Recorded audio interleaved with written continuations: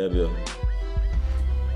reikia pripažinti, kad turėjom gana neblogą galimybę užbaigti pergalę šį reguliarųjį sezoną.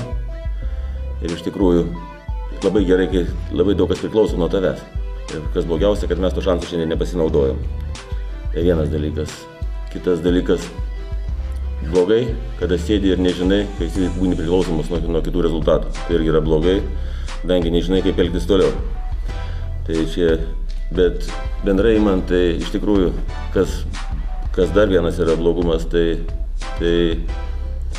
kaip ir kalbėjau Rūbinį, mes iš tikrųjų neblogai žaidėm, leiskim tas rungtynės šį mėnesį, tokios galbūt svarbios buvo rungtynės su stipriom komandom, tiek su Neptūnu, tiek Žalgiriu, tiek Šiauliais tam pirmą rungtynę pusę. Bet aišku, galbūt pritrūko jėgų, galbūt meistriškumo ir panašiai mes jas pralaimėjom kovoje. Šiandien iš tikrųjų, žinot, kaip dažniausiai išlieka įspūdis iš paskutinių rungtynių. Tai va tas, sakyčiau, ir mums kaip treneriam, aš manau, ir žiūrovam tas toks paskutinis įspūdis išliko gana prastas, reikia pripažinti. Na, tikrai toks įspūdis, taip atrodė, kad ta pergalė labiau buvo reikalinga Juventusui, o ne mums šiandien pagal žaidimą. Kas atrodo, kad iš tikrųjų labai keistai pasirodė. Tai va to, aišku, reikia Juventusą pasveikinti, kadangi jiem, aišku, tos rungtynės nieko nelėmė, jie galėjo savo žaisti laisvai šiandien ir mes prie jų to žaidimo neprisitaikėm, apie tą, ką mes šnekėjom, kaip jie žaidžia, tą mes žinojom ir panašiai, bet jie to dalyko pasinaudojo, to savo presingų išmušė mūsų žaidimo.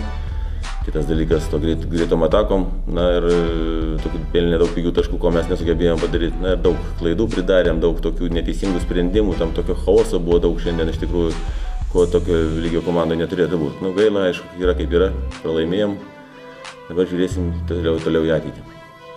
Tai lauksi kitų komandų malonės? Mums kito šanso nėra. Šiaip viskas mes, ką galėjom, tą padarėm. Ir reguliarų jų užbaigėm šiandien šitomis rungtynėmis, o dabar žiūrėsim, kaip toliau bus.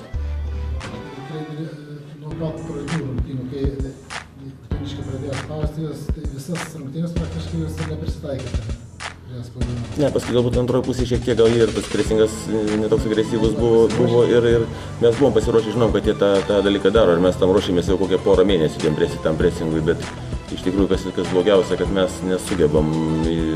Ir man net kas keisčiausia, kad iš tikrųjų aš suprantu, kad jauni ten daug klaidų pridaro tam chaose, bet daug pas mus patyrusių žaidėjų. Iš tikrųjų mes prie to presingo neprisitaikėm, ne tik žaisdami su Juventusu, žaisdami su kitom komandom. Buvo daug padarytom klaidų. Tas yra blogai, iš tikrųjų reikia, ir mes tą akcentavom ir ten to dirbom, aišku, bet reiškia per mažai dirbom.